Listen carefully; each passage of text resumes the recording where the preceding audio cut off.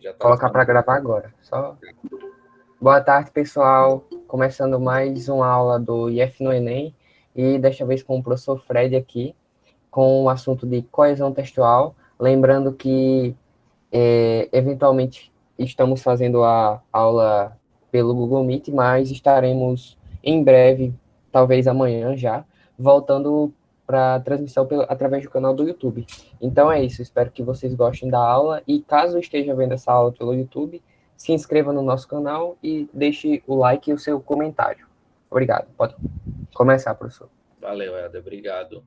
Ah, que coisa chique, primeira vez que eu estou podendo dizer isso. Gente, entra e se inscreve no canal. Gente, boa tarde, né, a todas e todos. Obrigado pela presença. Espero que a gente possa ter um encontro bem interessante. Deixa eu interromper esse compartilhamento, porque eu preciso falar algumas coisas antes. É muito chato olhar para essa tela e não ver vocês. Daqui a pouco eu volto a compartilhar. Então, boa tarde, né, novamente. O conteúdo que a gente vai sustentar hoje à tarde, né, comecinho da noite, já daqui a pouco, é um assunto muito importante, né, durante os slides eu vou comentar um pouco mais acerca da importância desse tópico, que é o tópico de coesão textual. A gente sabe que a coesão textual é um princípio norteador não apenas para a redação do Enem, como para qualquer texto que porventura vocês venham escrever. Então, é uma ferramenta muito importante para o processo de escrita e para o processo de leitura. Então, antes de mais nada, é importante que a gente acentue a ideia de que a coesão textual ela não é apenas um princípio de escrita, tá? Obviamente que, em se tratando dos textos escritos, a gente vai lançar mão da coesão de forma explícita, né? Mas, enquanto leitores, é muito importante que a gente possa perceber o funcionamento da coesão, inclusive como uma técnica de estudo. Eu vou comentar um pouquinho isso mais adiante, mas é importante que a gente aprenda a perceber o fenômeno da coesão, porque ele vai nos auxiliar durante o processo de escrita a fazer uma separação, por exemplo, entre ideias secundárias, ideias primárias, ideias mais importantes. Então, quando a gente entende o funcionamento de um texto, a partir do princípio coesivo, a gente começa a perceber esse texto de uma forma um pouco mais complexa, né? Então, a gente dá conta desse texto de forma que ele se torna um projeto, né? Um projeto muito mais interessante. E para começar a nossa conversa de hoje, antes de mesmo de abrir o material e abrir os slides, eu queria dizer uma coisa que eu já falo, eu percebo que tem alguns alunos meus aqui do quarto ano, e não só do quarto ano, até para os alunos desde o primeiro ano, né? Que o texto, né, a redação que vocês vão produzir no Enem, hoje a gente vai focar muito mais na redação, né, durante as aulas, embora as questões que eu selecionei sejam questões objetivas, a redação, como todos sabemos, é um ponto em que a gente pode decidir muita coisa, né, quando a gente está falando do Enem. Então, é muito importante que a gente coloque em prática o máximo possível de estratégias de escrita que a gente obtiver durante o nosso processo de formação. Nesse sentido, eu queria começar dizendo que, ao se depararem com a redação, né, eu espero que vocês entendam a redação a partir da ideia de projeto. O que é que eu quero dizer com isso?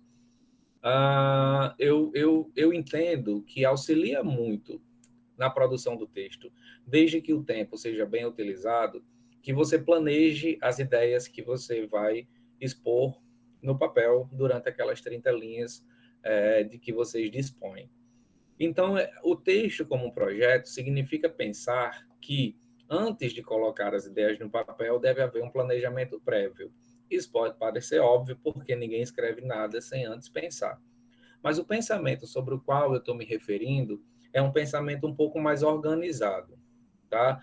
Provavelmente, daqui uma ou duas aulas, vocês vão estudar técnicas argumentativas e isso talvez fique um pouco mais claro. Mas a coesão, ela anda muito de mãos dadas com as técnicas argumentativas. E o que é que eu estou querendo dizer com a ideia de projeto, né? O que eu quero falar... Deixa eu baixar isso aqui, porque tem essa luz na minha cabeça. Quando eu falo sobre projeto, gente, eu estou querendo dizer que vou falar de forma bastante simplificada, tá? Vamos supor que vocês chegam ao dia da redação, vocês abrem um caderno de prova e vocês se deparam com o tema, né? Vocês vão se deparar com o tema da redação e antes do tema da redação, vocês vão se deparar com aquilo que a gente chama de textos motivadores. Aqueles textos motivadores, eles são um norte dentro da discussão e quem é meu aluno ou minha aluna sabe que eu falo 1 milhão de vezes que aqueles textos, eles são apenas um norte. As redações que geralmente têm uma tendência a tirar notas mais altas são redações que pensam e exploram aqueles textos, mas extrapolam aqueles textos, ou seja, não se fixem, não retirem as informações de vocês, 100% delas a partir dos textos que a própria prova dá. Por quê? Porque você acaba fazendo um texto previsível. E a imprevisibilidade, que tem a ver com o grau de informatividade do texto, ou seja, quanto mais você mobilizar conhecimentos de mundo que você adquiriu ao longo das suas leituras, ao longo dos seus estudos, quanto mais você usar desses conhecimentos, maiores são as suas chances de produzir um texto menos comum, tá? A gente sabe que há uma tendência quase sedutora de olhar para aqueles textos motivadores e usá-los quase que inteiramente. A gente deve tomar cuidado com isso a partir de 2 pontos essenciais. Primeiro, para vocês não incorrerem no problema de plágio. É muito comum os estudantes e as estudantes plagiarem sem intenção. Então, quando a gente fala de plágio, a gente não está querendo dizer que vocês, de má vontade ou de má fé, vão estar copiando os textos da prova, não. Há muitas pessoas que, de forma inocente, começam a se espelhar naqueles textos e, de maneira também inocente, começam a copiar linha por linha. E a gente sabe que o resultado disso pode ser um 0, né? Um texto totalmente plagiado, ou, na melhor das hipóteses, o que vocês sabem, eu não sei se vocês sabem, mas sabem o que é que acontece, a banca, né, o professor ou a professora que está corrigindo a prova, ela desconta a quantidade de linhas que vocês, em tese, plagiaram. Se, depois desse desconto, sobrarem 7 linhas ou menos, vocês sabem que o resultado disso é texto insuficiente e a nota também é 0. Então, tome muito cuidado quando vocês estiverem nessa fase do planejamento do texto, que é o primeiro contato que vocês estão tendo com a prova, tá? Então, estruturem bem essa ideia a partir de que vi o tema, vi os textos motivadores, o que é que eu posso acrescentar? Né? Como é que eu posso dar o meu toque de autoria a esse texto? E quando a gente fala de autoria, a gente também está falando de criatividade. E uma coisa interessante, gente, é que criatividade e autoria a gente não conquista escrevendo um texto apenas lá no dia da redação. O processo de escrita, assim como o processo de leitura, assim como qualquer exercício físico que a gente possa vir a fazer, tem a ver com prática e tem a ver com técnica. Né? Então, por exemplo, se você está disposto a iniciar uma modalidade esportiva, seja ela qual for, você não vai conseguir, já no primeiro treino, desenvolver as melhores habilidades, as melhores técnicas e as melhores jogadas. A mesma coisa vai acontecer com a redação do Enem. Então, nesse sentido, é muito importante que vocês possam escrever constantemente. E caso vocês não tenham um professor ou uma professora sempre presente para que possam dar um feedback a vocês, que vocês possam compartilhar entre amigos, é uma estratégia, né? Para que o outro olhar possa olhar para o seu texto, possa observar o seu texto e de alguma forma te devolver um olhar diferente do seu.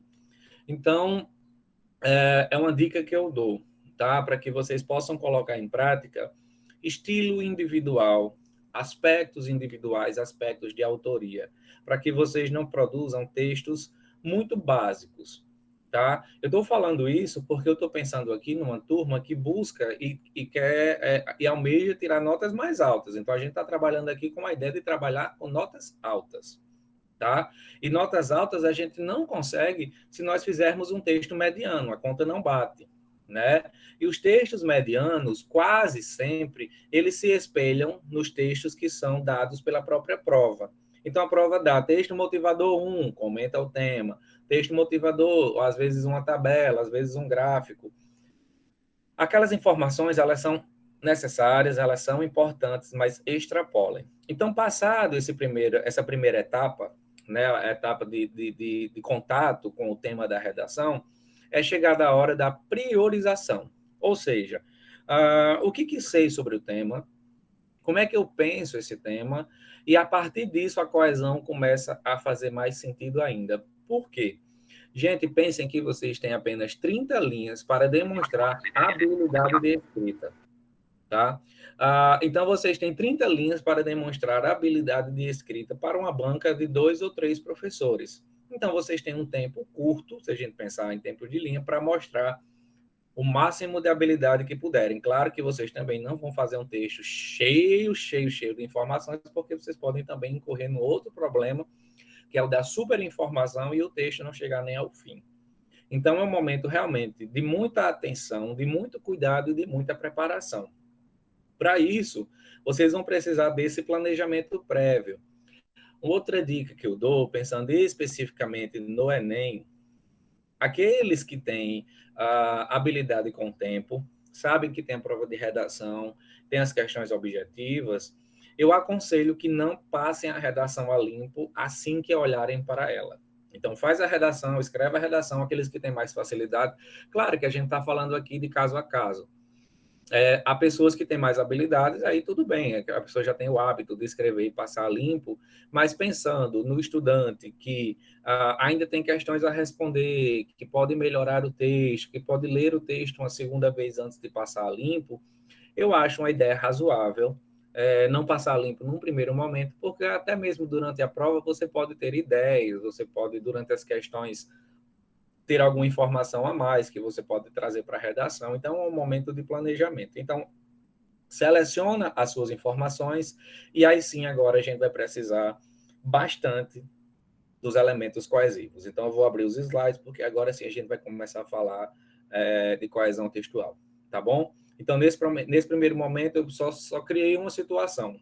Quando e onde eu vou usar a coesão, por exemplo, no Enem, tá? Na redação, a coesão ela vai ser um princípio de estruturação do texto. Então, suponhamos não, nós vamos ter uma ideia a ser desenvolvida, especificamente na redação nós temos um tema a ser desenvolvido, e esse tema ele não pode nem vai ser desenvolvido de qualquer maneira e aleatoriamente. Inclusive, nós não falamos e nós não escrevemos aleatoriamente, todos nós sabemos disso, né? Existe uma organização linguística, e essa organização linguística que estrutura as minhas ideias é, por exemplo, um princípio coesivo, tá?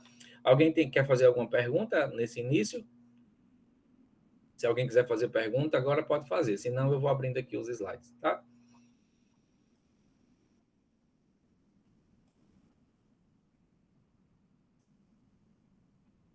Então vamos lá, gente. Então a nossa aula de hoje, né? Primeira coisa que eu preciso dizer é que nós temos um curto tempo para dar conta de um conteúdo que não é tão curtinho assim, tá? Só para que vocês tenham uma ideia, aqui no Instituto, eu acho que nem todo mundo que está assistindo a aula agora é aluno do IF, né? E essa aula logo em seguida vai estar disponível no YouTube e outras pessoas poderão ver. Esse conteúdo, no Instituto Federal, nós estudamos bastante no primeiro ano do ensino médio, e nós dividimos esse conteúdo em 2 ou 3 partes, só para que vocês tenham uma ideia da importância de estudar coesão textual e da seriedade com que nós encaramos a produção de texto aqui na instituição. Então, nós temos o máximo cuidado possível para que a gente dê o maior suporte possível a esses estudantes. É por essa razão que nós, no Instituto Federal, entendemos que a preparação para o Enem, ela é também a preparação para qualquer fase da vida.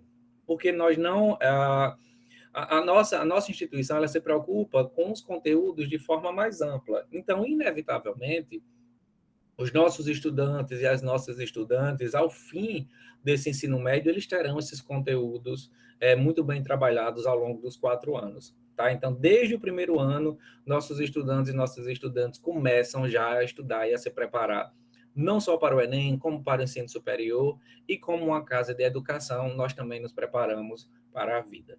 Tá bom? E aí eu chamei o nosso encontro porque ele é um resumo, tá, de coesão textual entre a referenciação, a sequenciação e a conexão. A princípio, esses 3 conceitos, eles podem não fazer sentido para alguns de vocês, mas garanto que ao longo do encontro a gente vai entender o que é que isso significa. Tá? Então, eu dividi o momento em 3 partes, né? O nosso encontro em 3 partes. O primeiro deles vai falar sobre referenciação, sobre sequenciação e sobre conexão, que, na verdade, isso aqui são 3 técnicas diferentes para colocar em prática ao longo da nossa redação. Muito embora nós já façamos isso de forma inconsciente, né? Ou de forma pouco consciente, ou às vezes de forma um pouco aleatória. Então, a partir de agora, a ideia é que vocês possam, durante o processo de escrita, ter um olhar distanciado. A gente passa a ser um professor do próprio texto. Essa é a ideia. A ideia é que, se nós conseguirmos dar conta de estudar a produção de texto a partir de inúmeras perspectivas, a ideia é que eu possa escrever o meu texto e eu mesmo possa olhar, e eu mesmo possa corrigir, e eu mesmo possa apreciar. Né? Claro que o olhar do outro sempre é bem-vindo, mas isso que nós estamos estudando agora, que se trata de coesão, de língua portuguesa, entendam como um processo de instrumento. Então, vocês estão ganhando um instrumento que, por exemplo, a banca do Enem tem. Então, os professores que estão corrigindo, as professoras que estão corrigindo a redação de vocês, eles têm esse conteúdo. Então, isso aqui, gente, não é segredo, tá? Estudar coesão, estudar argumentação, estudar qualquer coisa, não é segredo. A educação, ela é pública. E como pública, né, e como conhecimento que a gente deve partilhar, eu espero que vocês se aproximem mais dele para uso consciente, tá? Para que a gente possa usar da melhor forma possível. Então, vamos lá. Então, a primeira coisa, um texto, enquanto unidade comunicativa, deve obedecer a um conjunto de critérios de textualização, já que ele, o texto, não é um conjunto aleatório de frases, nem é uma sequência em qualquer ordem. Isso a gente já sabe, né? A gente sabe que quando a gente escreve alguma coisa, a gente não escreve nem fala aleatoriamente. Existe uma organização prévia, mas em se tratando do texto escrito, essa organização prévia, ela é mais decisiva ainda, né? Existe uma discussão, eu não posso nem gastar muito tempo com isso, mas existem diferenças entre a fala e a escrita. Existem gêneros que são orais e gêneros que são escritos. Existem gêneros orais, por exemplo, como seminários, né, que às vezes vocês apresentam nas salas de aula ou que já apresentaram na sala. Um seminário é um gênero oral, mas nem por isso o seminário é uma fala qualquer. Portanto, até mesmo em gêneros orais como o seminário, nós podemos e devemos colocar os princípios coesivos em prática, porque eles tornam a nossa fala mais organizada, mais clara e mais objetiva. A mesma coisa acontece com os textos escritos, formais. Então, se a gente estiver diante, por exemplo, de um texto como a redação do Enem, né, que é um texto dissertativo, argumentativo, é um gênero escolar, só para vocês terem ideia, nós não encontramos a redação do Enem como um texto que acontece fora da instituição escolar, né? A redação do Enem é um gênero escolar. E, por essa razão, a gente deve colocar da forma mais clara, mais precisa, mais consciente, esses critérios que eu estou chamando aí para vocês na tela de critérios de textualização. O que é que isso significa? Basicamente, gente, significa que para que a gente escreva um texto, ele não pode e nem deve ser solto do tempo, ser solto do espaço, sem autor e sem coenunciador. Eu acho que vocês tiveram uma aula antes de mim sobre o conceito de texto, e ele é muito importante agora, tá? Ou seja, a pergunta seria, Fred, o que é que faz com que um aglomerado de frases deixe de ser um simples aglomerado de frases e passe a ser considerado um texto? São 4 coisinhas, gente, pelo menos 4 coisinhas.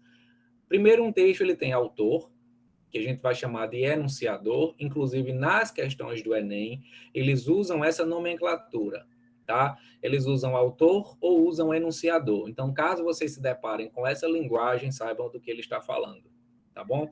Eu estou falando isso porque há pessoas aqui na sala que não são nossos alunos. Os nossos alunos já sabem disso desde o primeiro ano, né, gente? Há um texto que foi feito por esse enunciador, esse texto ele se dirige a um co-enunciador, ou público, ou leitor, tá? Que não necessariamente é apenas uma pessoa, pode ser um público, pode ser uma nação, enfim, tá? E existe um tempo e um espaço em que esse texto ocorre. Então, existem textos que estão mais associados a por exemplo, a notícia de jornal. A notícia de jornal, ela está muito próxima do tempo em que ela é produzida. Já um texto literário, como um poema de Manuel Bandeira, por exemplo, ele não tem tanta ligação com o tempo assim. Ele é um texto mais eternizado. E aí o texto literário, ele tem uma outra característica, que aí a gente não vai discutir isso agora, tá? Então, um texto, ele precisa obedecer a critérios de textualização e passar por um processo de textualização. O que é que entra, digamos assim, em voga nesse processo de textualização? Os 3 grandes pilares para a produção de texto: o autor, o leitor e o próprio texto, a mensagem. Então, nós colocamos...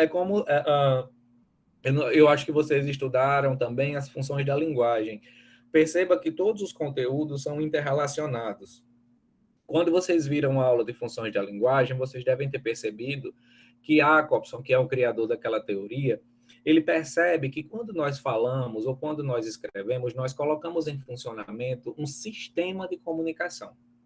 Esse sistema de comunicação, quando ele entra em funcionamento, ele coloca em funcionamento grandes pilares, que inclusive são 6. Que lá nas funções da linguagem, que nem é o nosso tema de hoje, mas eu estou comentando só para complementar, tá? Para cada um dos elementos da comunicação, ele vai chamar a atenção que uma função da linguagem predomina, né? Então, vai ter função referencial, função isso, função aquilo, enfim. É um pouco semelhante com o que nós estamos vendo, só que agora tem uma outra teoria e está falando uma coisa relativamente semelhante, que existem 3 grandes coisas, 3 grandes blocos, 3 grandes pilares para que um texto ele aconteça. E, obviamente, a gente precisa de um autor, de um leitor ou de um texto.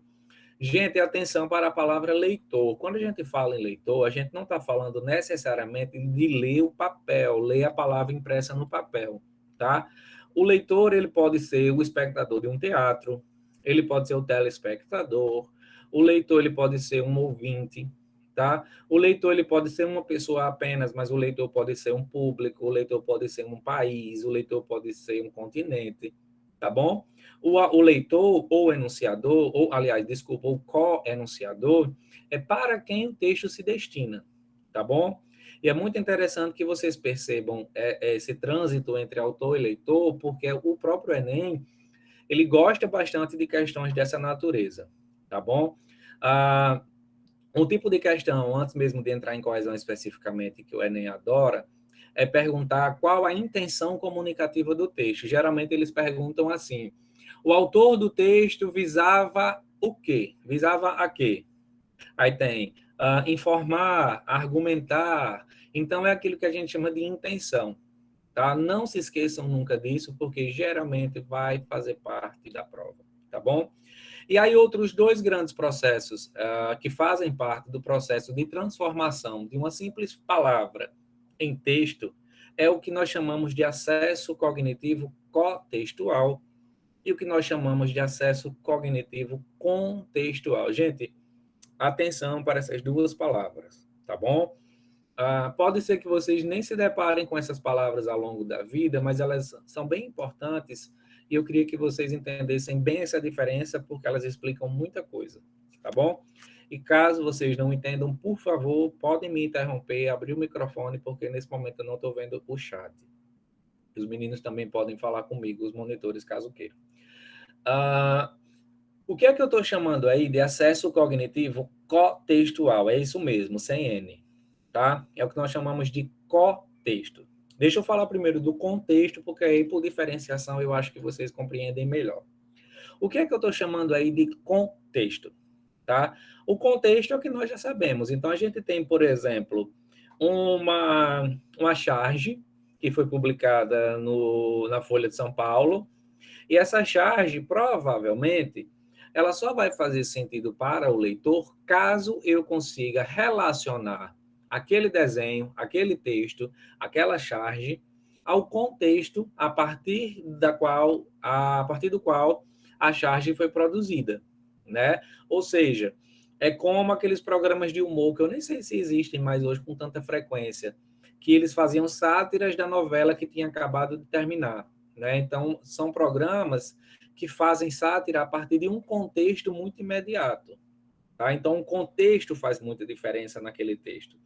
E uma coisa que a gente sabe, estudando o texto, é que, dependendo da situação de comunicação, ou seja, dependendo do contexto, uma simples palavra pode ter o seu sentido completamente transformado. Por exemplo, uma frase como a porta está aberta, né? Se eu digo essa frase em contextos diferentes, essa frase ela ganha significados completamente distintos, né? Então, se eu disser, se eu estou dando aula, por exemplo, e daqui a pouco a gente, se Deus quiser, vai voltar às aulas presenciais, e um de vocês está lá na aula e enchendo o saco, torrando a paciência, atrapalhando a aula e não sei o que mais lá, e eu digo, fulano, a porta está aberta.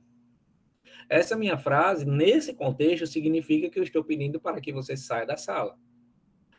Dito de outro modo, se eu estou em casa, chega uma visita e bate a porta e eu digo, a porta está aberta, o resultado da minha fala é justamente o contrário da anterior. Eu estou pedindo para que a pessoa entre.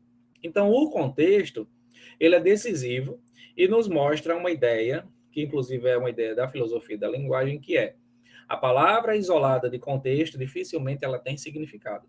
Porque um texto, ou seja, uma palavra com sentido, uma unidade de significação, ela só ganha sentido se ela estiver sendo utilizada dentro dos pilares que vocês estão vendo aí, que tem a ver com autor, leitor e o texto que circula nesse espaço. Tudo bem? Todo mundo entendeu o que é contexto? Sim? Então, o contexto é o que nós já conhecemos, tá? Eu ia dar um exemplo aqui, mas esse eu só posso dar em sala de aula. Isso aqui eu não vou dar aqui, não. O outro ponto, que é o acesso cognitivo. Gente, acesso cognitivo, tá? Pode ser que essa palavra esteja causando algum tipo de dificuldade de compreensão. Cognitivo é compreensão, tá? A compreensão contextual. O que é que isso significa? Vamos supor que vocês estão escrevendo um texto e aí vocês me entregam esse texto. Na primeira linha, na primeira palavra da introdução do texto, lá na linha 1, você começa o texto assim: portanto, o Brasil é um país que está em estado de calamidade. Tal. Provavelmente, vocês devem ter estranhado um texto iniciando com a palavra portanto. Por que vocês estranham? Provavelmente porque vocês sabem que essa palavra é uma palavra que tem uma outra ideia, que não é a ideia de introduzir um assunto, mas sim uma ideia de concluir um assunto. O que é que isso me mostra? Quem escreveu esse texto, iniciando com a ideia do portanto, ela comete um equívoco que é do cotexto. Ou seja, o que é cotexto? O cotexto são as relações internas que se estabelecem ao longo do texto. A coesão é um princípio cotextual, tá? Por quê? Porque a coesão, gente, ela depende dentro dos seus limites. Então, vamos supor que vocês estão naquela mesma ideia que eu estava dizendo antes. Vocês estão coletando as informações para escrever a redação e vocês estão vendo como começa, qual é o meu primeiro argumento, qual é o meu segundo argumento, o que será que eu vou colocar na proposta de intervenção, que eu sei que tem a ver com meus argumentos. Tudo que eu pensar em termos de organização das ideias tem a ver com a organização interna do texto dentro dos limites das 30 linhas. É isso que eu chamo de cotexto. Tá? Por isso que eu digo que a coesão textual ela é um princípio organizador e de estruturação das ideias. Tá? É como se fosse um pilar de sustentação em que eu repouso as minhas ideias. Gente, alguém tem alguma pergunta? Alguma dúvida? Quer que eu repita alguma coisa? Qualquer coisa, pessoal, podem falar no chat que a gente passa para o professor. Até agora Isso. não tem nada, professor. Tá, sintam-se à vontade. Quem aqui foi ou é meu aluno sabe que eu adoro que me interrompam 30 milhões de vezes, tá? Nem que a gente, enfim, tá bom? Eu funciono com interrupções muito bem. Então não se preocupem com isso. Nem se sintam envergonhados, por favor. Aqui eu trouxe, eu acho que vocês já conhecem esse quadro, mas eu trouxe só para que a gente lembre um pouquinho. Eu acho que a professora Milena apresentou isso para vocês.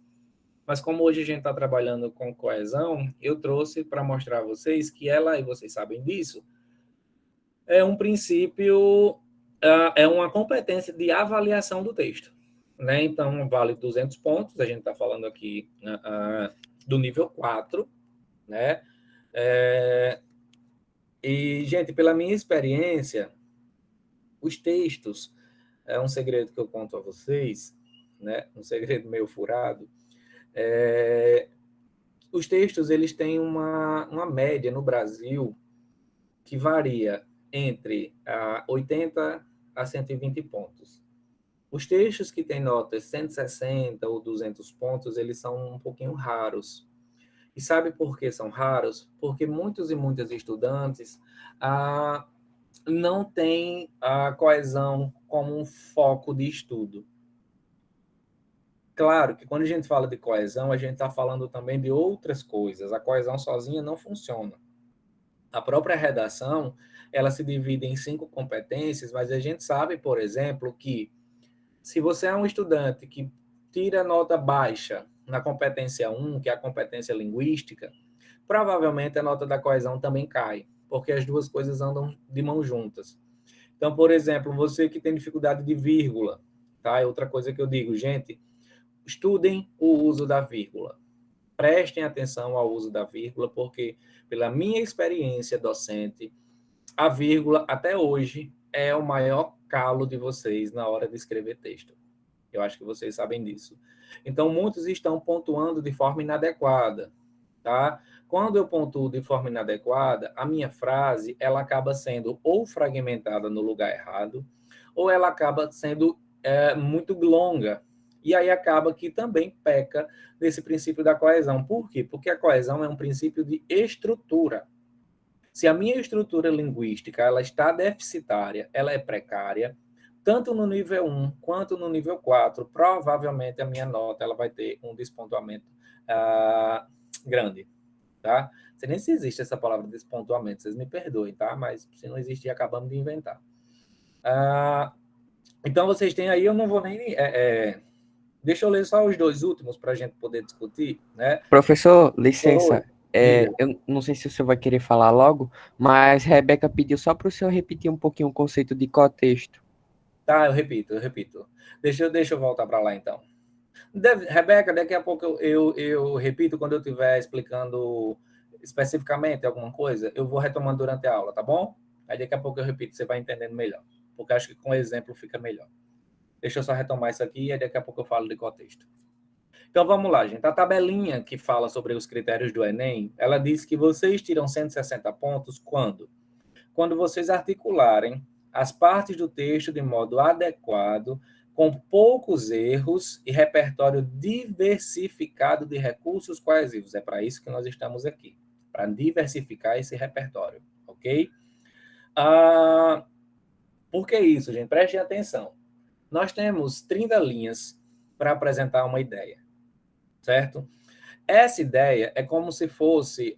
vocês precisam apresentar a ideia dentro de um caminho lógico e dentro de um caminho claro. É como se vocês estivessem guiando alguém por uma viagem, tá? E o bom texto é aquele que faz com que o leitor não tenha dificuldades de acesso. Então, a gente vai lendo e não precisa fazer pausas para entender, essa palavra aqui se refere a quê? Essa vírgula colocada aqui interrompeu uma frase que não deveria. Ele utilizou um pronome como ela, mas antes da palavra ela, ele tem 3 palavras no feminino. A quem que esse ela se refere? Então, é nesse sentido que o texto de vocês deve ser muito bem planejado, deve ser muito bem executado. Por isso que é importante adquirir repertório linguístico, eu estou falando. E eu adquiro repertório linguístico lendo também bons textos, pegando boas estruturas, me espelhando em textos de qualidade, né? E escrevendo, obviamente, né? Não adianta nada hoje a gente estar aqui assistindo a essa aula e vocês não colocarem em prática, porque caso contrário, né, a coisa não se transforma. E o estudante que tira 200 pontos, né, no Enem, né? Ele articula muito bem as partes do texto. Gente, às vezes essa variação é mínima, tá? Do modo adequado para o muito bem. Mas eu digo a vocês, tá? Aqui já são dicas que eu poderia estar dando ao longo da aula, mas que eu já vou soltando e vocês tiverem anotação, vocês podem ir anotando. A gente percebe que alunos que articulam muito bem, eles planejaram muito bem as ideias. O que é que eu quero dizer com isso? Tem a ver com a argumentação. Vamos supor que na introdução você já sabe muito bem e apresenta muito bem a sua tese. Uma coisa que eu disse ainda a semana passada, foi essa semana a semana passada aos meus alunos do 4º ano. Gente, o tema da redação não é a sua tese, ok? Então vamos supor que o tema da redação é o tema que eu solicitei usando, o uso das tecnologias de informação por crianças. Vamos supor. Isso aqui é o tema. A tese é você quem vai criar. Então, a tese poderia ser: o acompanhamento dos pais na educação dos filhos é fundamental para não sei o quê. Percebe que dentro do tema você tira uma ideia. É essa ideia que é a sua tese. Tá bom? Muita gente confunde tese e tema e acabam repetindo o tema e o texto fica o quê? Previsível. Tá bom? Então, se desde a introdução você seleciona claramente a sua tese dentro daquele tema, você também tem clareza dos seus argumentos, é um processo lógico, tá? Então, selecionei bem o tema, ou seja, qual é o meu ponto de vista sobre o tema, o que é que eu penso sobre ele. A partir dessa ideia que eu desenvolvi, eu penso que eu vou ter pelo menos 2 argumentos a serem desenvolvidos. Então eu tenho o primeiro argumento que defende essa ideia, tem um outro argumento que também defende. E aí eu parto para a conclusão. Gente, outra dica, isso aqui é tudo dica, tá? Em se tratando de redação do Enem, a gente dificilmente vai dizer isso é certo, isso é errado, mas a gente vai falar em termos de adequado ou inadequado, tá bom? Prefiram escrever pelo menos 4 parágrafos. Por que, Fred, 4 parágrafos? Porque um parágrafo a gente destina à introdução, outro parágrafo nós destinamos ao primeiro argumento, terceiro parágrafo a um segundo argumento e o último parágrafo a minha proposta de intervenção. Gente, outra dica, vocês já acham que vão ter aula disso ainda? Não produzam proposta de intervenção com menos de 4 linhas. Tá? Isso aqui é dica. Isso aqui eu nem costumo dizer em sala de aula, porque vocês ficam meio viciados nessas dicas. Tá? Por quê, Fred? Porque se vocês tiveram, vamos supor, 25 linhas de ideias desenvolvidas, desenvolvam também a proposta de intervenção. Porque a ideia da proposta de intervenção é perceber se vocês conseguiram, dentro do tema e dentro da tese e dentro dos argumentos, pensar de forma profunda, tá? Então, destinem pelo menos, isso aqui nem era tema para hoje, mas a gente já vai soltando, tá? Então, destinem pelo menos 3 agentes e 3 soluções, tá? Isso aqui é uma coisa que eu aprendi ao longo da vida, tá bom? 3 agentes e 3 soluções. Nunca fiquem naquele negócio de, resta ao governo fazer política pública. Isso aqui todo mundo já diz, certo? Vocês comecem a pensar em outras coisas. Então, pensem, dependendo do tema, no governo, enfim, no que vocês, até no Papa, se ele couber no texto, diga a ele para fazer alguma coisa. Não, estou brincando, o Papa não, coitado, ele estava até doente. Mas pensem em soluções possíveis, nada de solução mirabolante, tá bom? Mas pensem a partir disso. Então, veja que quando você pensa nesse texto a partir dessa articulação bem feita, vocês vão precisar dos recursos coesivos que deem conta de esclarecer para a banca esse seu pensamento lógico. Então, vocês precisam mostrar claramente aquilo que é introdução, aquilo que é primeiro argumento, aquilo que é segundo argumento e aquilo que é proposta de intervenção. Cada pedacinho do texto, cada parte do texto, cada parágrafo do texto deve ser muito bem articulado. E quando a gente fala de articulação, nós estamos falando de coesão, tá? Isso aqui eu coloquei, ficou até feia porque eu dei uma ampliada nela e tirou esqueci o nome da palavra. Então, cada parágrafo será composto por um ou mais períodos. O que me importa aqui é o seguinte: Na avaliação dessa competência, da competência 4, serão considerados os seguintes aspectos: encadeamento das sequências das ideias no texto, que nós chamamos isso de progressão discursiva, tá? Nós também estudamos isso no primeiro ano. Nós vamos observar, né, a banca, aliás, vai observar se vocês estão estruturando bem os parágrafos, tá bom? Gente, caso uma dica que eu dou a alguém que esteja aqui que tem alguma dificuldade a mais de escrita, procurem na internet como fazer um parágrafo. Muita gente não sabe fazer um parágrafo. Por quê? Porque não sabe, por exemplo, que um parágrafo se desenvolve em torno de uma coisa que nós chamamos tópico frasal. Então, todo parágrafo se desenvolve a partir de uma ideia núcleo. A partir desse núcleo é que nós desenvolvemos as ideias, digamos assim, complementares. Tá? A estruturação dos períodos. Isso aqui nós estudamos numa parte da gramática que às vezes vocês detestam, mas que é extremamente necessária, que é orações coordenadas e orações subordinadas, que é o período composto. Tá? Então, é tempo de vocês darem uma visitinha aqui. E uma dica que eu dou, também falei isso para os alunos do 4º ano. Gente, comecem a perceber se as frases que vocês escrevem são longas ou são curtas. Tá? Frases muito curtas, tipo frases que vocês cortam o tempo todo, trazem para um texto um tom de texto picotado, tá? Então, frases muito curtas mostram pouca elaboração de escrita. Prefiram períodos compostos. Prefiram frases um pouco mais longas, mas também não precisam fazer frases que não têm fim, porque às vezes vocês amam começar uma frase e a frase sem fim. É quase aquele filme da história sem fim, né? E uma outra questão que vocês também precisam observar bastante é o processo de referenciação. Eu vou tratar disso daqui a pouco. O que é isso? Prestem atenção se vocês não se viciaram de forma inconsciente em repetir uma palavra. Então, vamos supor que o tema é tecnologia. E aí, como a palavra tecnologia ela é decisiva para o texto, às vezes a gente repete sem perceber. E aí termina o texto, vamos supor que tem, sei lá, 20 vezes a palavra tecnologia. É uma palavra que ressoa muito. Então, é preciso que vocês prestem atenção também nesse processo. Então, veja, né, percebam que escrever um texto envolve muitos critérios, né? Desde critérios gramaticais a critérios, enfim. Né? Tem muita coisa em jogo quando a gente pensa na escrita de uma redação. E agora sim, a gente vai... Alguém quer dizer alguma coisa? Alguém quer perguntar alguma coisa? Eu vou responder a Rebeca ainda, viu? Estou lembrando. Professor Joab perguntou aqui, eu acredito que seja com relação à proposta de intervenção. Ele falou: incluir a iniciativa privada nesse caso seria válido? Seria. É um tipo de argumento que você traz para o texto.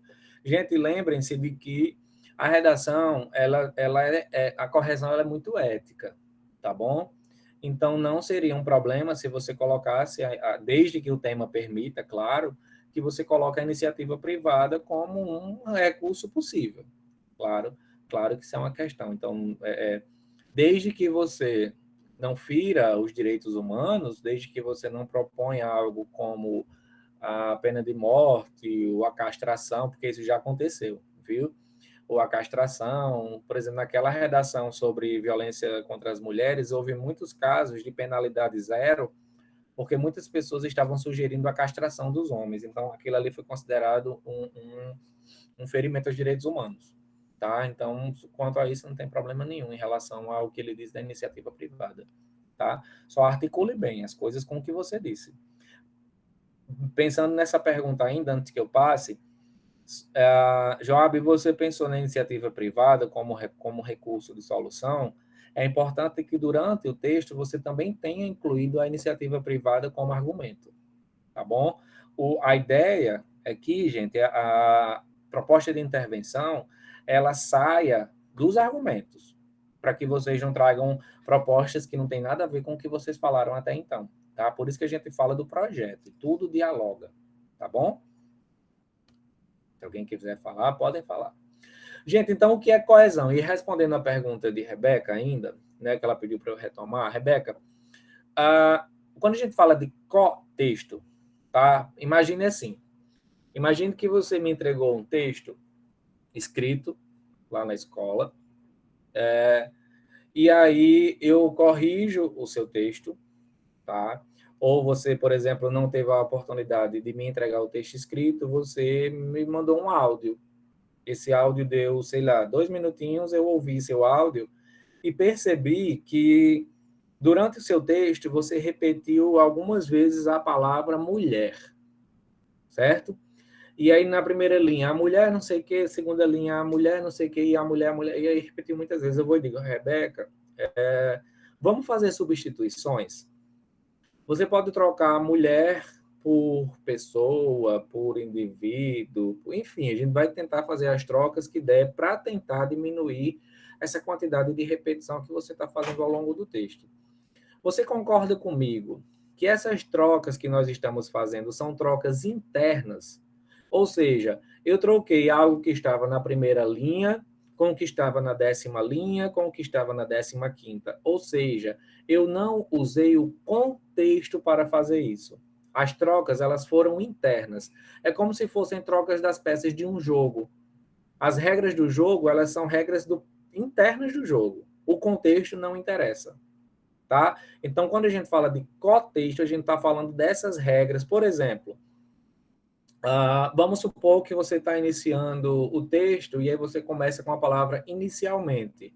Inicialmente, é necessário que possamos discutir a questão tal, tal, tal. Concorda comigo que esse inicialmente tem a ver com o próprio texto e não com o contexto? Ou seja, é como eu articulo as minhas ideias dentro dos limites da escrita. Será que ficou claro agora? Me diga alguma coisa. Ela falou aqui no chat que entendeu, professor. Tá ótimo. Gente, então vamos lá, coesão. Isso aqui eu vou falar. Provavelmente eu já comentei esses conceitos ao longo da minha fala, tá? Mas eu vou retomar para que fique claro. Antes de ler esse conceito, primeira coisa, coesão não é coerência, tá? Muitas pessoas confundem. Coerência é um princípio de interpretabilidade. Coerência tem a ver com construção do significado das coisas, tá bom? Então, por exemplo, se eu digo assim, é um exemplo que está nesse livro, viu, gente? Por isso que eu vou dar esse exemplo. Eu não estou criando esse exemplo da minha cabeça, não. Essa autora, ela tem um exemplo que, para esse caso, que ela diz, a galinha estava grávida. Os meus alunos acho que até lembram desse exemplo. Essa frase, a galinha estava grávida, ela soa incoerente, não é verdade? Porque a galinha ela não entra em estado de gravidez. Então, coerência tem a ver com significado, tem a ver com sentido, tá?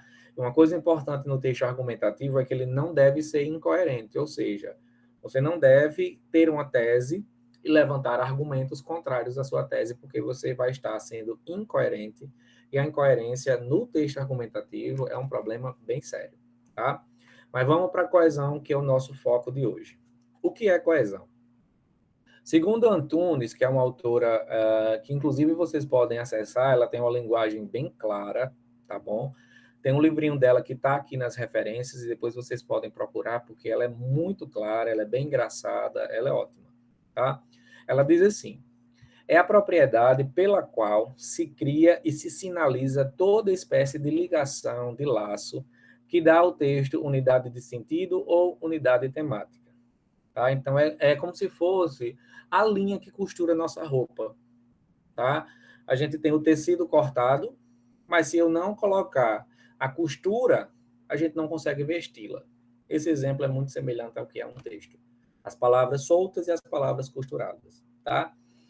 Ponto 2 aí, reconhecer então que um texto está coeso, é reconhecer que as suas partes, como eu disse, das palavras aos parágrafos, não estão soltas, fragmentadas, mas estão ligadas, unidas entre si. Eu acho que isso aqui está bem claro. Né? Um texto é coeso quando as coisas estão juntinhas, estão ligadas, e elas só ficam ligadas se a gente planejar bem. Daí que a função da coesão é de justamente promover a continuidade do texto, a sequência interligada de suas partes, para que não se perca o fio da unidade ou para que a gente não produza um texto prolixo, um texto redundante, que é aquele texto que enche linguiça, né? Muito comum, pela falta de informatividade, o candidato ou a candidata, o estudante, a estudante, acaba produzindo um texto que repete as ideias com palavras diferentes, justamente porque não deu a continuidade necessária. E aí, outro ponto, é natural que tais ligações não vão acontecendo simplesmente na superfície textual. Na verdade, elas sinalizam as ligações conceituais que estão subjacentes a essa superfície. O que é que ela está dizendo aí? Se há ligações na superfície, é porque elas existem no âmbito do sentido e das intenções pretendidas. Gente, isso aqui que ela disse é muito importante. A coesão, ela só funciona bem se o que está antes da coesão também estiver funcionando. E o que é que está funcionando antes da coesão? O meu planejamento. Ou seja, aquele planejamento prévio sobre o qual falei no início, o que é que eu vou colocar como tese? O que é que eu vou colocar como primeiro argumento? O que é que eu vou colocar como segundo? Eu só consigo usar as ferramentas das quais eu disponho caso eu saiba para que vou usar, certo? Então, se eu tiver aqui em casa um martelo e eu não souber usar um martelo ou não precisar de um martelo, eu não vou usar, certo? Então, no texto, se eu vou concluir a minha ideia, eu vou trazer palavras que me dão a ideia de conclusão. Se eu estou apresentando uma primeira ideia, eu vou trazer palavras que apresentam a ideia de primeira ideia e por aí vai, tá? Então, cuidado ao utilizarem palavras como os quais, as quais, dos quais, das quais, porque o cujo, né? Cuja, onde, os pronomes relativos, porque eles têm usos peculiares, tá? Particulares. O onde, para vocês terem ideia, ele é utilizado para se referir a lugar, tá? Então, a gente só escolhe essa palavra quando a gente tiver esse uso. Enfim, vamos para frente. E aí, primeiro, que horas são? Eu falo muito, né, gente? Mas eu vou tentar acelerar aqui a coisa. Primeiro ponto da coesão que nós vamos estudar. Gente, o que nós chamamos de coesão referencial. Pelo próprio nome, a gente já sabe do que se trata, né? Essa autora, ela vai dizer que a coesão referencial é aquela em que um componente do texto faz retomada de outros. É aquele exemplo que eu estava dando a Rebeca ainda agora. Então, a palavra mulher, como é que eu faço trocas para que essa palavra ela não seja usada de forma excessiva? Ou seja, tem a ver com a referência dos termos, como é que eu uso, como é que eu troco, a partir de quê, tá? E aí ela completa dizendo que a noção de referência é bastante ampla, podendo ser representado por um nome, um sintagma, um fragmento de oração, ou todo enunciado. A gente vai ter exemplos disso daqui a pouco, tá? Então, a coesão referencial, ela diz respeito às trocas que eu vou fazendo ao longo do texto, para que eu não produza uma palavra em excesso, nem para que ela falte, para que a gente encontre o equilíbrio. Quando a gente fala em coesão, gente, a gente dificilmente fala em erro, tá? A gente tem a tendência a falar muito mais em adequado, inadequado, em equilíbrio. Tudo bem? E aí essa retomada sobre a qual ela fala aqui, essa remissão, tá? A palavra remissão, que quer dizer retomada, ela pode ser feita para trás ou para frente. Lembra disso, né, Helder? E aí nós vamos usar alguns recursos. Isso aqui é importante que vocês entendam, tá bom? Isso aqui são recursos coesivos, são ferramentas que a gente está adquirindo. A gente pode usar anáforas, a gente pode usar catáforas, a gente pode utilizar também elipses. O que é que isso significa, Fred? Tá? Gente, quando eu falo de anáfora, vamos olhar aqui o exemplo, é bem simples, eu acho que isso vai ficar bem claro para todo mundo.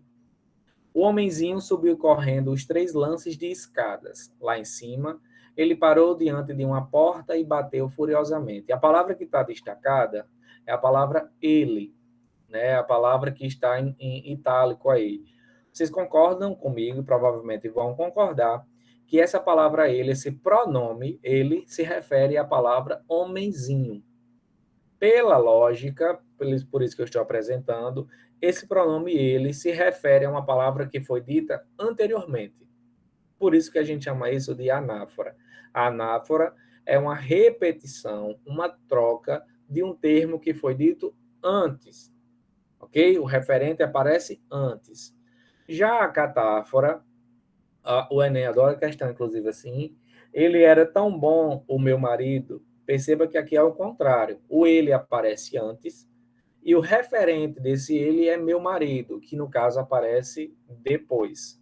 Então, quando a gente tem uma substituição que é feita antes do referente, como no caso 2 aí, que a gente está acompanhando, a gente chama isso de catáfora. São duas técnicas de repetição, basicamente, só que a diferença é que muda o lugar. Uma aparece antes do referente e outra aparece depois do referente, tá? Alguma dúvida? Mecanismos de coesão. Professor, Oi. tem um questionamento aqui de Sara. Ela perguntou sobre o uso do qual para substituir o que. Aí a gente pode ter uma longa conversa sobre isso. É Sara? Sara, a gente está falando aí dos pronomes relativos, tá bom? A gente tem que ter muito cuidado com esses pronomes. Eu devo ter que fazer uma... Não sei se eu faço essa... Deixa eu fazer aqui uma pausa bem rápida. Eu vou lá no chat, gente, dar uma demonstração aqui a vocês. Se eu disser assim, ela vai se tremer todo com esse exemplo agora, que a turma dele quase pira no ano passado.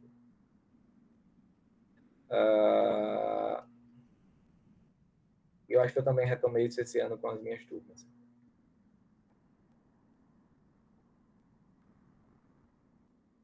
Eu assisti o espetáculo. Vamos aqui fazer um exercício bem rápido para mostrar esse uso, tá?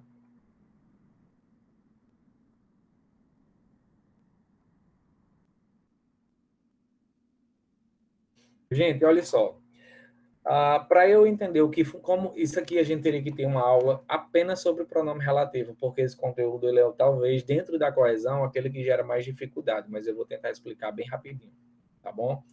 Para eu juntar essas duas frases que vocês estão vendo aí no chat, eu preciso lançar mão de um pronome relativo, tá? O pronome relativo é justamente esse que Sara apontou na pergunta dele, né? Quando é que eu uso qual para substituir o quê?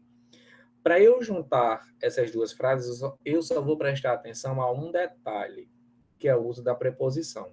Então, para eu juntar essas duas frases, eu diria: foi diferente o espetáculo. Aí muita gente tem a tendência a dizer assim: foi diferente o espetáculo que assisti na noite passada. Por que eu não devo dizer que assisti? Porque o verbo assistir é um verbo transitivo indireto, então a preposição se torna obrigatória. Então, como é que fica a frase? Foi diferente o espetáculo a que assisti ou ao qual assisti, tá? Então, nesse caso, vocês só precisam tomar cuidado com a palavra seguinte ao pronome relativo e prestar atenção se há ou não preposição. Se houver preposição, quem não estiver lembrando o que é preposição, vai precisar dar uma voltinha lá nas classes de palavra e ver a, de, para, com, sem, em, ao, contra, tá?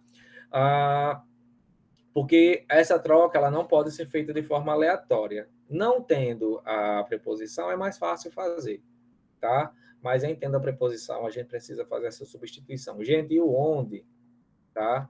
Ele é usado para lugar. Tá? Então, Mossoró, a cidade onde nasci, é muito quente. Tá?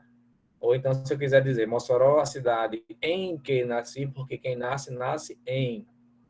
Tá? Ou Mossoró, na cidade na qual nasci, porque quem nasce, nasce em, que é em mais a. Tudo bem? Isso aqui leva muito tempo para gente estudar, tá? Mas deu para entender só esse exemplinho que eu coloquei?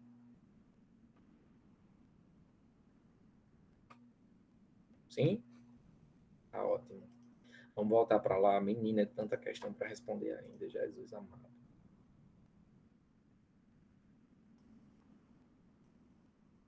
Já vimos isso, agora vamos lá.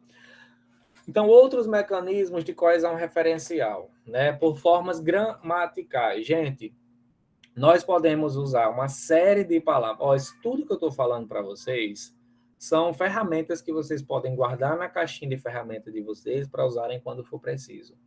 Fred, às vezes eu estou escrevendo um texto, eu não sei pelo que trocar aquela palavra, eu só sei aquela palavra. A gente tem inúmeras formas, a gente vai ter pronomes e a gente vai ter advérbios. Eu posso trocar por pronomes possessivos, demonstrativos, indefinidos, interrogativos, negativos. Eu posso trocar por advérbios, por exemplo, lá na cidade em que nasci, o lá faz esse papel de Mossoró, tá? E aí, por último, gente, uma das que é mais interessante, que vocês podem usar bastante nos textos, deixa eu ver, é a elipse. Deixa eu sair de novo daqui e ir lá no chat para mostrar a vocês como é que uma elipse funciona. Primeira coisa que a elipse, ela é uma repetição, na verdade, ela é uma ocultação. Lembram quando a gente estuda português, aquele português bem básico de antigamente, que a gente estudava sujeito simples, sujeito oculto, sujeito indeterminado? A gente está falando disso agora, tá? Então, a elipse, gente, é quando você está escrevendo um texto e, por exemplo, a palavra mulher, ela pode ser suprimida do texto e o verbo é quem me dá a informação. Então, vamos supor que eu estou escrevendo a mulher tem adquirido inúmeros espaços sociais, tal. Mas falta quem? A ela, tá? Então, nesse caso, eu posso simplesmente reprimir, eu posso suprimir, reprimir agora foi um ato falho horrível, né? Eu posso suprimir a palavra mulher ou qualquer outra palavra, mas o contexto, tá? Naquele caso, o próprio contexto, no caso o contexto, ele pode me dar conta daquela palavra. Isso é uma elipse. E vocês podem usar a elipse, às vezes, se vocês estiverem escrevendo e estiver vendo que a repetição está excessiva, vocês podem simplesmente apagar a palavra e o verbo vai dar conta disso. Tá bom? Então, a elipse ela é muito importante e é um recurso bem interessante para que vocês coloquem em prática.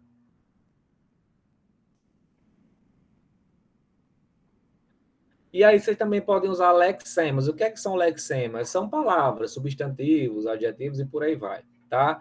E aí vocês podem utilizar reiterações, que podem ser parciais ou totais, sinônimos ou nomes genéricos. Reiteração, gente, é quando você repete igualmente a palavra. Então, você está falando de mulher, você fala mulher, então você fala mulher de novo. Você fala Luiz Inácio Lula da Silva. Você quiser só repetir Luiz Inácio, você está reiterando parcialmente.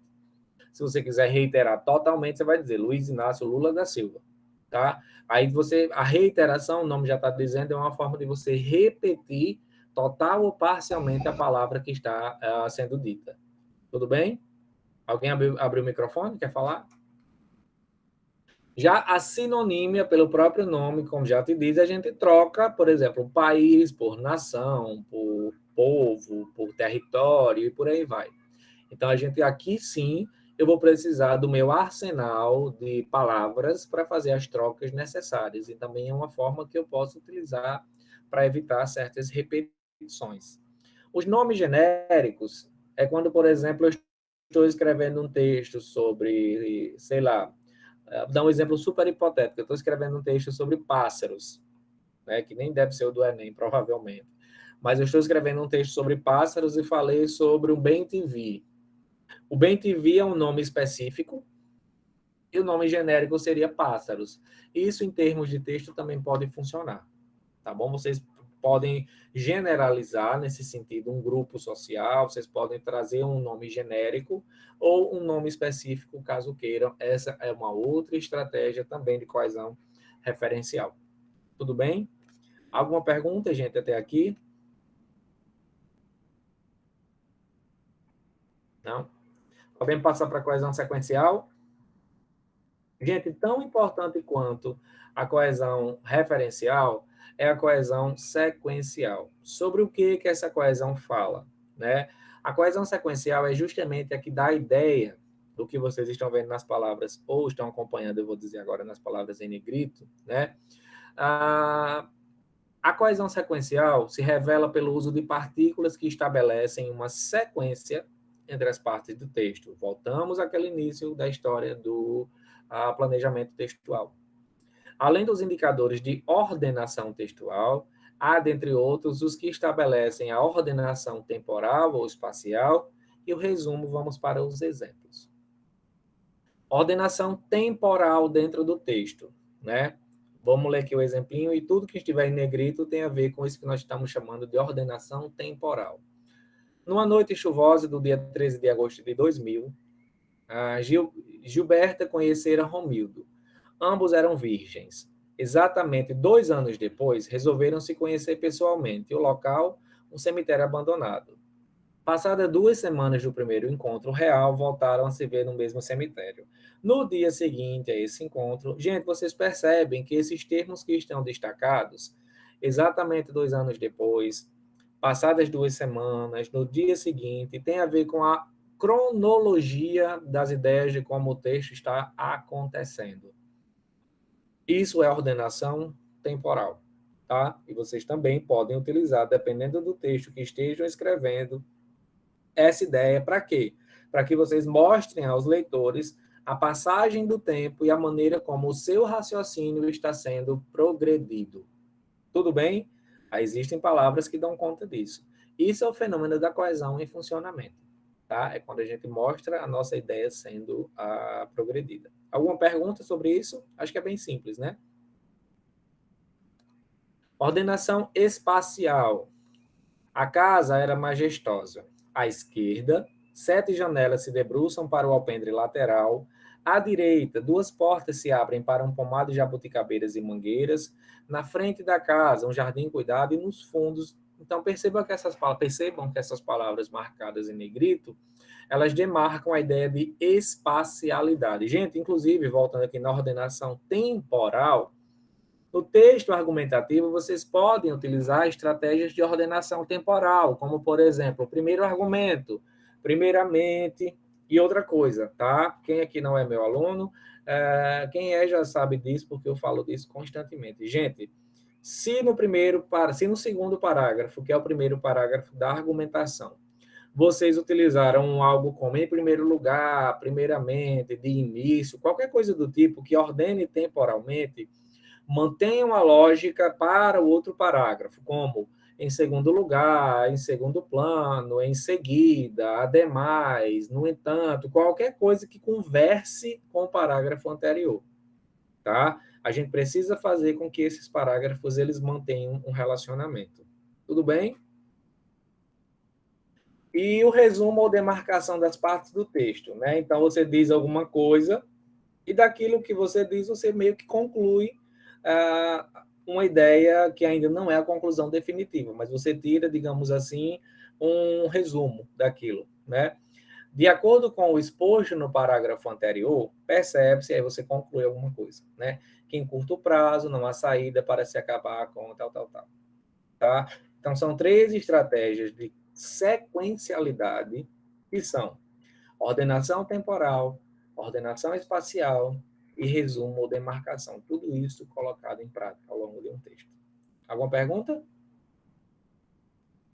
E aí, por fim, né, acho que a gente está chegando já pertinho do fim da teoria, a coesão textual também acontece por meio do uso dos chamados conectores, que são elementos linguísticos cuja função é conectar orações ou partes do texto, estabelecendo entre elas relações de sentido. Então, os conectores, gente, eu acho que tá aqui as referências, eu vou abrir outro arquivo, tá? Esse primeiro livro aqui, Lutar com Palavras, Coesão e Coerência, é bem interessante. Eu acho que vocês conseguem acompanhar a leitura, tá? E o Gramática da Língua Portuguesa é um pouquinho mais complexo, porque é para estudantes de letras. O primeiro também é, mas eu acho que vocês conseguem em casa. E eu acho até que, eu não sei se a biblioteca do campus está aberta, mas eu acho que lá na biblioteca do campus vocês encontram muitos títulos desse livro, tá bom? Deixa eu abrir Inclusive, agora. só aproveitando, professor, lá no nosso Drive a gente também tem umas gramáticas que a professora Milena enviou, então se vocês quiserem dar uma olhada depois. Tá ótimo, então. Tá ótimo. Talvez esse livro vocês encontrem até em PDF, não sei. Gente, tudo bem até agora?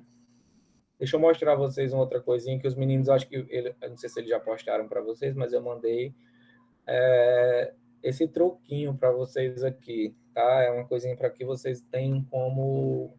Claro que vocês não vão levar isso no dia da prova, né? Pelo amor de Cristo. Mas vocês podem ver... Deixa eu diminuir o tamanho disso que eu estou olhando. Aí vocês acompanham, ó, são termos introdutórios de ligação e conectivos. Tá? Eu não aconselho ninguém a decorar isso, porque é um trabalho, né, que eu não sei se dá certo. Mas eu acho que fica como material de apoio para que vocês possam consultar quando precisarem. Então, vocês vão ter termos que são para introduções de ideias, vocês vão ter termos que são para ligações das frases e dos parágrafos, e vocês vão ter os famosos conectivos. Tá? Por que é tão importante, gente, usar essas palavras ao longo do texto? Porque por conta daquilo que eu falei antes. Se eu utilizar os conectivos de forma clara, se eu utilizar os conectivos de forma eficiente, o meu texto tem fluição. E se ele flui, a ideia é que as minhas ideias, os meus argumentos, eles ficaram claros e consistentes. Então, faz muita diferença quando o candidato, a candidata, quando vocês usam essas palavrinhas ao longo do texto, tá? Eu deixei esse material com o pessoal e aí vocês podem salvar se já estiver disponível, tá bom? É bem legal. Mas não virem escravos disso aqui, por favor. Tá? Mas veja que tem palavras aqui, ó, que são menos comuns. Então, por exemplo, presume-se, né, que é um termo que a gente usa pouco. Então, tentem ver. Agora, outra coisa também que eu queria dizer a vocês é cuidado para também não usar palavras que não combinam com o estilo de escrita de vocês. Eu amo, não. Os meus alunos, as minhas alunas, amam um tal de odiernamente. É a palavra mais difícil do mundo que eles encontraram em algum lugar, aí trazem para o texto odiernamente, e aí depois o texto não mantém esse estilo. Então, uma palavra como odiernamente, que é uma palavra culta, que é uma palavra, digamos assim, pouco usual, em tese, ao longo do texto, eu também encontraria outras palavras pouco usuais. Então, tenham cuidado ao escolherem palavras que são pouco usuais, se o seu estilo de escrita não dá conta. Tá? É só uma dica, eu não estou dizendo que está errado, não, usar odiernamente. Só estou falando que tenham cuidado para que o texto não fique parecendo, sabe, fica parecendo, perdão com a palavra, isso aqui vai ficar gravado, mas vou ter que falar. Fica parecendo uma verruga no texto. Tem um texto lá todo organizadinho, uma palavra que solta, né? Solta, assim, uma palavra que não combina com nada. Então, assim, vocês agora têm acesso a uma lista de palavras que vocês podem escolher para que combinem com o seu estilo de escrita, para que não fique uma coisa destoante, tá? Juliana está querendo um sorteio para corrigir a redação. Quem sabe, né? Quem sabe. Juliana, a professora Milena, ela aceita redações, inclusive lá na nossa pasta do Drive de redações tem uma folha de redação com um modelinho para você mandar para ela e tem um e-mail para mandar também, ela corrige. E a gente começou mês passado com sorteios mensais de 2 estudos dirigidos aqui pelo Meet com a professora. Mês passado a gente já fez, tivemos 2 ganhadoras, Luana e Aparecida, não sei se elas se encontram aqui, mas provavelmente semana que vem ou na outra a gente vai estar fazendo também. Então, fiquem ligados. Eu tenho 4 gatos e está muito difícil comprar ração para eles. Eu vou começar a trocar por redação. Quem quiser me dar 1 quilo de ração, eu corrijo um parágrafo. Aí é por parágrafo. Assim, tá bom, gente. Isso vai ficar gravado, né? Mas quem não é isso? Sou desse jeito. Gente, vamos para as questões. Eu acho que não. De todo modo, eu já enviei as questões. O gabarito, eu não sei se vai dar tempo para corrigir todas, porque os textos são um pouquinho longos. Então, deixa eu abrir logo isso aqui, para a gente pelo menos ver algumas. Não abri, não, gente, esse exercício. Só um minutinho, abri sim, tá aqui.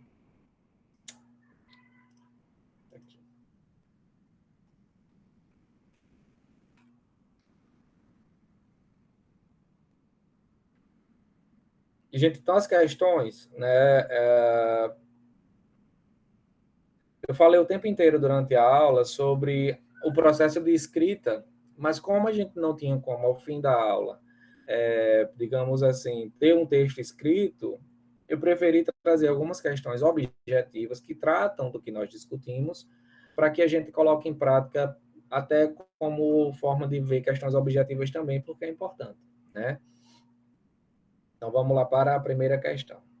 Essa questão foi do Enem de 2016 e foi a questão 104. Vamos ler o texto.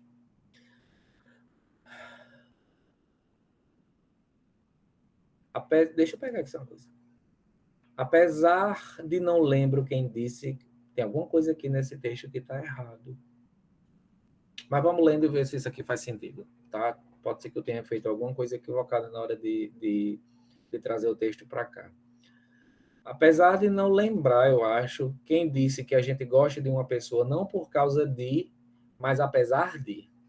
Gostar daquilo que é gostável é fácil.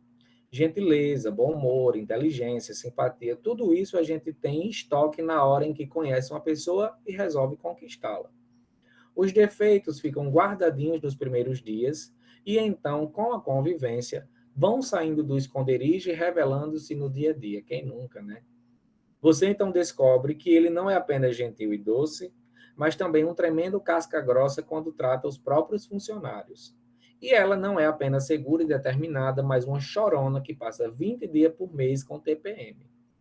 E que ele ronca, e que ela diz palavrão demais, e que ele é supersticioso por bobagens, e que ela enjoa na estrada, e que ele não gosta de criança, e que ela não gosta de cachorro. E agora? Agora convoquem o amor para resolver a encrenca. É bronca, né? Que ninguém é perfeito. Esse texto é de Marta Medeiros. Gente, uma dica, eu digo isso também aos meus alunos: nunca se esqueçam de ler as referências, porque nelas constam parte da resposta. Tá? Às vezes a referência esclarece muita coisa, então não deixem de ver a referência. E aí a questão é: há elementos de coesão textual que retomam informações no texto e outros que as antecipam. Nós estudamos isso como anáfora e catáfora, certo? Nos trechos, o elemento de coesão sublinhado que antecipa uma informação no texto é... Gente, é o seguinte, eu acho que não vai dar tempo eu dizer, gente, qual é a resposta, para vocês me responderem por quê, senão a gente não sai daqui. Tá? Então, eu já vou responder. Deixa eu pegar logo isso aqui. A pergunta é: o elemento de coesão sublinhado que antecipa a informação, gente, se ele antecipa, o que ele está procurando? Ele está procurando uma catáfora. Tá? A catáfora é aquilo que antecipa. A resposta está aqui, ó. Deixa eu mostrar a vocês. Gostar daquilo que é gostável é fácil. Percebem que, quando ele diz que é gostável, ele ainda não disse o que eram as características, mas ele diz depois o que é gostável. Gentileza, bom humor, inteligência e simpatia. Tudo isso, tá? Perceba que é até simpatia, porque quando ele diz tudo isso se refere a quê? Ao que vem antes. Então, a única catáfora que a gente encontra, ou seja, o único adiantamento de informação que a gente encontra, está na letra A. Ok? Então, nesse caso aqui, ó, ele está falando, nessa questão, da antecipação da informação. E essa antecipação é o que nós chamamos de catáfora. Ok? Então, daquilo, tá? O daquilo é justamente isso: gentileza, bom humor, inteligência e simpatia. Tá? Depois eu mando e vocês olham com mais cuidado para pensar melhor sobre a resposta. Essa questão é boa, a 2. Eu acho que a gente só vai ter tempo de responder até ela. Certa vez, eu jogava uma partida de sinuca e só havia a bola 7 na mesa, de modo que a mastiguei lentamente, saboreando os bocados com prazer. Refiro-me à refeição que havia pedido ao garçom. Esse texto é ótimo, gente, é bem interessante. Dei-lhe 2 tacadas na cara. Estou me referindo à bola. Em seguida, saí montando nele e a égua, de que estou falando agora, chegou calmamente à fazenda de minha mãe. Fui encontrá-la morta na mesa. Meu irmão comia-lhe uma perna com prazer e ofereceu-me um pedaço. Obrigado, disse eu. Eu já comi galinha do almoço. Logo em seguida, chegou minha mulher e deu-me na cara. Um beijo, digo. Dei-lhe um abraço. Fazia calor. Daí a pouco, minha camisa estava inteiramente molhada. Refiro-me a que estava na corda secando quando começou a chover. Minha sogra apareceu para apanhar a camisa. Não tive remédio, senão esmagá-la com o pé. Estou falando da barata que ia trepando na cadeira. Malaquias, meu primo, vivia com uma velha de 80 anos. A velha era sua avó, esclareço. Malaquias tinha 18 anos, mas nunca se casou. Isto é, nunca se casou com uma mulher que durasse mais de um ano. Agora, sentada à nossa frente, Malaquias fura o coração com uma faca. Depois corta as pernas e o sangue do porco enche a bacia. Nos bons tempos, passeávamos juntos. Eu tinha um carro. Malaquias tinha uma namorada. Um dia rolou a ribanceira, me refiro a Malaquias. Entrou pela pretoria adentro, arrebentando porta e parou, resfolegante, junto do juiz pálido de susto. Me refiro ao carro e a Malaquias. É um texto humorístico, né? Há 30 anos de mim mesmo, Milor Fernandes. A graça desse texto reside na dei a resposta. O que ele faz nesse texto, não sei se vocês perceberam, porque a leitura foi um pouco acelerada, é que ele diz alguma coisa que causa uma estranheza no leitor. Então, por exemplo, quando ele diz assim, e só havia a bola 7 na mesa, de modo que a mastiguei lentamente, saboreando-lhe com bocados de prazer. Gente, o que é que causa a quase incoerência do texto? São as retomadas que ele faz. Ó. Perceba, quando ele fala da bola, e aparece depois o pronome a, né? A gente tem a sensação de que ele está se referindo à bola. Quando ele diz saboreando-lhe, a gente também tem a sensação, só que na verdade ele se refere à refeição. Quando ele diz que deu 2 tacadas na cara, fica a sensação de quem? De que ele deu as tacadas na cara do garçom. Só que lá na frente ele diz que foi a bola. E aí ele vai fazendo isso sempre, né? Ele retoma uma palavra do texto como se estivesse falando do que está dito anteriormente, quando na verdade ele se refere ao que está dito depois. Tudo bem? Acho que ficou claro, não é isso? E aí no texto a questão diz: nesse texto, o autor reorienta o leitor no processo de leitura, porque a gente vai tendo uma leitura achando uma coisa, ele vai e quebra a nossa expectativa, né? Usando como recurso expressões como refiro-me e refiro, estou me referindo do que estou falando agora, digo, tal, tal, tal. Todas elas são expressões linguísticas introdutórias de paráfrase. E paráfrase tem a ver com coesão. O que é uma paráfrase? É você dizer de outra forma, tá? Que servem para... Aí, nesse caso aqui, dá para a gente conversar que as respostas são mais curtas, né? Essas expressões linguísticas, elas confirmam o que ele estava dizendo, elas contradizem o que ele estava dizendo, elas destacam, elas retificam ou elas sintetizam. Gente, a resposta nesse caso é a letra D, porque elas corrigem o que ele estava falando. Então, sem essas expressões que ele usa, né? Refiro-me, estou me referindo, a gente teria uma outra interpretação. Mas ele acaba corrigindo, que é o significado da palavra retificar, ou seja, quem retifica, corrige. Tá? E aí ele corrige a partir dessas palavras. Vejam como o Enem traz uma questão que é de coesão, mas sem dizer que é de coesão. Tá? Mas o que faz o estudante, o que faz com que vocês entendam ou não essa questão é justamente esse jogo que ele estabelece entre as retomadas. Ou seja, ele tem um referente textual. Na frase seguinte, ele se refere a alguma coisa dita anteriormente que confunde o leitor, e só na frase seguinte é que ele esclarece essa ideia. Tá? Ficou claro, gente, essa questão? Essa questão é excelente para a gente entender o que é anáfora, o que é catáfora, o que são as retomadas. Tá? Claro que esse texto ele é intencional. Se esse texto aqui fosse um texto, por exemplo, formal, um texto que alguém escreveu para o Enem, nós teríamos problemas sérios com a nota desse texto. Mas como esse texto é um texto de humor, é um texto que foi feito para causar essa sensação de estranheza, esse texto é bem sucedido. Então, nesse caso, ele brinca com as palavras. No nosso caso, na redação, a gente vai evitar um pouquinho essa brincadeira. Gente, é o seguinte, eu acho que eu vou deixar com vocês o gabarito, tá, das questões. Eu posso até depois, em algum momento, me certificar, posso gravar um videozinho comentando as respostas e passo para vocês, para que vocês acompanhem. Mas aí vocês ficam com os gabaritos. Eu acho que dá para vocês compreenderem bastante a partir do gabarito. Mas para a gente encerrar, ocorreu tudo bem? Ficou tudo claro? Deu certo? Deu para dar uma clareada nisso sobre coesão? Deu tudo certo? Professor, aproveitando esse tempinho que o pessoal vai colocando, eu já vou aproveitar para liberar a nossa nuvem de palavras, que a gente faz essa dinâmica para o pessoal falar o que achou da aula e colocar as palavras.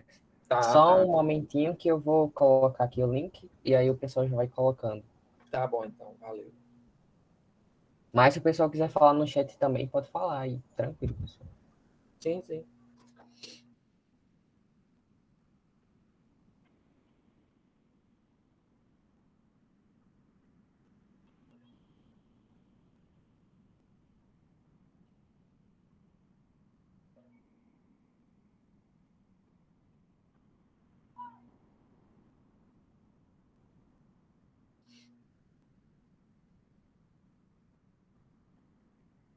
Eu vou lá na nuvem também dizer um monte de coisa.